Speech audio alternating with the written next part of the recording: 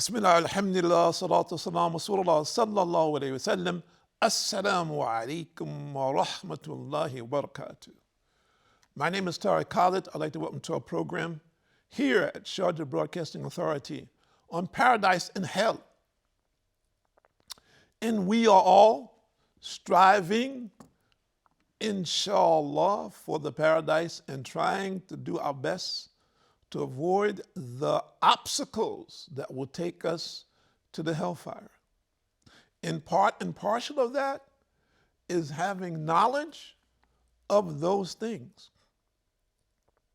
I've heard people say, well, you know, when I was a non-Muslim, I didn't know the difference between right and wrong. And there are many people today, unfortunately, that are following paths which are clearly in opposition to that which was presented by the prophets of old, who they claim are their leaders. So it is essential for us to talk about some of those things which enable us to gain the blessing of Allah subhanahu wa ta'ala on a daily basis. And at the same time, those things which are obstacles on the path, which are destructive and can destroy us. And in a time what we see today, this is not the first time in history that people have engaged in a kind of mass hysteria. What do I mean by that? Meaning that we have become, in many instances, in modern society, which we're calling this millennium, for lack of a better description, obsessed with satisfying our desires. So much so that many people have lost the essence of who they actually are. They no longer know who they are. They have become totally lost or bamboozled by Satan. And as a result, there are others who say, it is okay. Don't worry. It is your life. Do as you choose. And this is, of course, a subtle, for lack of a better description, invitation from Satan for us to disobey the commandments of Allah, which will lead to our demise, and the demise in this world and in the hereafter. So it is essential for us to begin to try to comprehend and understand these things so we can begin to unlock the confusion in our minds for the sake of our own souls. Now, I don't propose to be the person who offers all of the solutions for anyone in relationship to the challenges that they may be facing, because the challenges are unlimited and continue in that capacity. On a daily basis, we hear of situations and circumstances which we didn't hear about previously.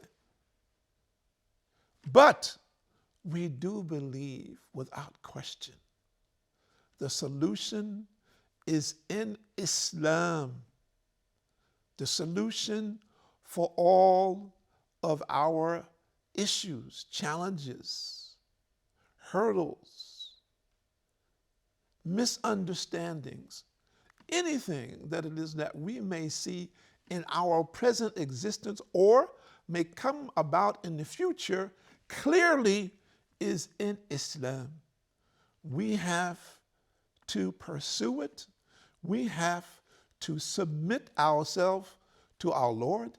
We need to pursue the knowledge. Allah has revealed the Quran as a practical guide for every single human who chooses and every single jinn who chooses until the day of judgment.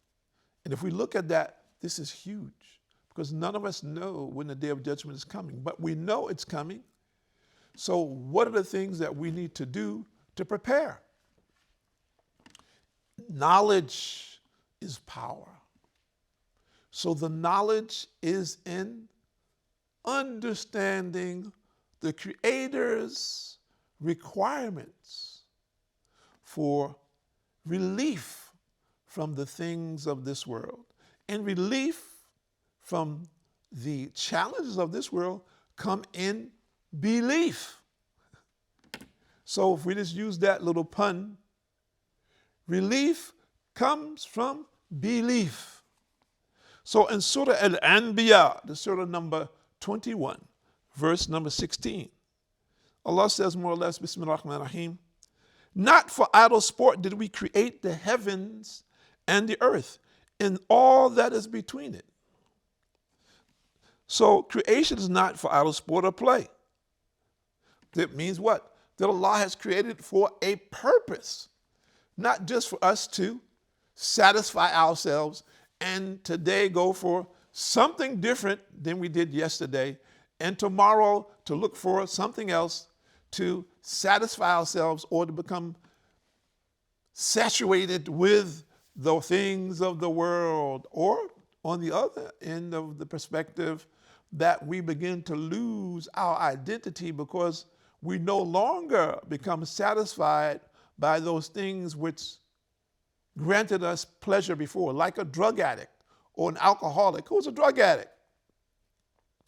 He used to take one drink and he was satisfied, but that no longer satisfies him. So now he continues on and on until he's drinking the whole bottle. Or the drug addict who is shooting some drugs or snorting some drugs or whatever, smoking or whatever he might be doing, would previously just one act was satisfactory, whatever that may be, and it no longer satisfies him. So what happens? He must continue, and what happens along with that? His addiction sends him where? To the basement. To the basement. And of course, there are millions of people who have found this set of circumstances. And in Surah Al-Dhariyat, Surah number 51, verse number 56, and Allah says more or less, I have only created men and jinn that they may serve me, or jinn and men that they may serve me. So what does that mean? What does that mean? Does that mean that Allah has created me as a slave? That I'm a slave? And people says, I disagree with that. I refuse this tag, this name. Do you know who I am? I am an educated person. And in front of my name, there are several titles that I have worked very hard to achieve. Or, you know, I am a corporate head, or I am an owner of major corporations. I have X amount of wealth. I have X amount of influence. I am a person of political position and status. I'm a person who's known globally for my position. Are you saying that I am a slave? My ancestors owned slaves. I have people who are under me who are still in that capacity, some knowingly, to be truthful, and some unknowingly. So you're saying that I am a slave? So now that person, we have to look at this arrogance, that this status and position has allowed this person to take himself out of the perspective in which Allah created him. And Allah says in Surah An-Nisa, Surah number 5, verse number 55, Bismillah ar-Rahman ar-Rahim, O you who believe, do your duty to Allah, seek the means of approach unto Him, and strive with might and main in His cause that you may prosper. Allahu Akbar. So, how does that relate to the person that we just talked about? The person of substance in this world, and the one who is really being challenged, that historically his family, His position is something that has been carried on for generations. And that same mentality has dominated him and his family and his position. The position that he is in today is a position that was carried by his forefathers, which is their point of recognition among their people, wherever they may be in the world, or it could be on a global platform. And does that distinguish him? No. It means what? He has more responsibility and accountability when he comes before Allah, because there are, in many instances, millions of people who are under his supervision. And he has to account for Allah based on his means and methodology of navigating the affairs that have been entrusted to him for those who he is superior to in status and whatever else there may be that goes along with that. That duty and responsibility is a trust. And that trust is something that he must be concerned about until his last breath. It is a very serious challenge to be in the position of leadership. And in Surah Miriam, this is Surah number 16, verse number 97. Bismillahirrahmanirrahim. Whoever works righteousness, man or woman, and has faith, verily to him we will give a new life, a life that is good and pure. And we will bestow on such their reward according to the best of their actions. So look at this. Righteousness, faith. Allah has promised him a good and pure life. Righteousness. What is righteousness? Is righteousness something that we create? Is righteousness something that we dictate? Is righteousness something that we transcribe and we say, righteousness is A, B, C, D, based on my opinion? Is that righteousness? Or is righteousness based on our faith? This is a question that we need to ask ourselves. Because if righteousness, which we agree is based on our faith, then we are obligated to learn that which Allah considers to be righteous. What is the character and characteristics and habits on a daily basis of that person who Allah favors, who Allah will grant his pleasure? We need to understand that. So faith, and faith starts where? Where does faith start? With the belief in Allah and worshiping him only, that he is the one creator and sustainer of all things, that there is nothing in this world that is not part of his creation. He is the creator who stands separate and apart from everything, distinguishing him from everything, small or large, in this existence. So faith is understanding that first and foremost. And the means and methodology of understanding that is obeying the commandments of Allah through what? Through the book of Allah, which he has revealed to whom? To the Prophet Muhammad sallallahu alaihi wasallam. So Allah tells us, obey Allah and then obey his Prophet sallallahu alaihi wasallam. And in that is what? Following the book of Allah, implementing it in our life, making it a reality.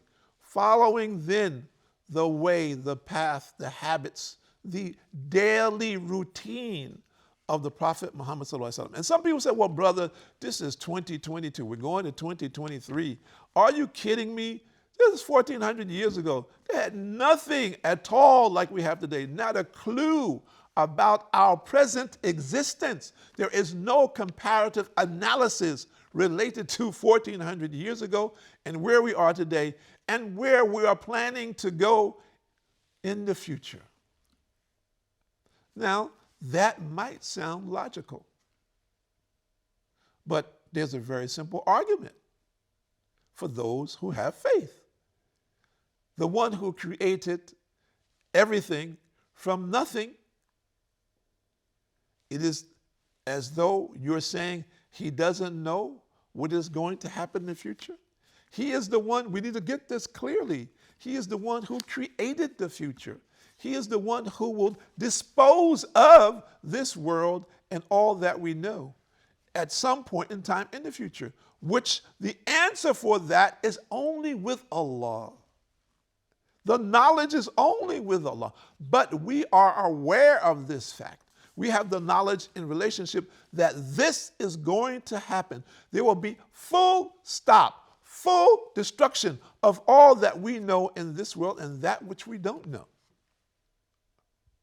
So where does that put all of us, regardless of our status in this society or the society in which we live? And the Prophet ﷺ said, happiness, all happiness is long life, full of obedience to Allah. And this is narrated by Quday al-Dahlami on the authority of Ibn Umar. So subhanAllah. So happiness is saying is that what? It's about pleasing Allah. If you're not pleasing Allah, what you're doing is temporary. So we should do what? We should seek a long life in obedience to Allah. And in that, the satisfaction that we're looking for, the gratification, the path to the paradise lies on this road. My name is Tariq Khalid. I'd like to thank you for joining us here at Sharjah Broadcasting Authority on Paradise and Hell, Jannah wa Jahannam. We're talking about the ways and means and challenges which we face in this world in relationship to those two elements, paradise and hell. May Allah subhanahu wa ta'ala grant all the believers paradise and save us from the hellfire, and all of the people who are non-believers today, may Allah guide them to this truth for the sake of their own souls. Assalamu alaikum wa rahmatullahi wa barakatuh.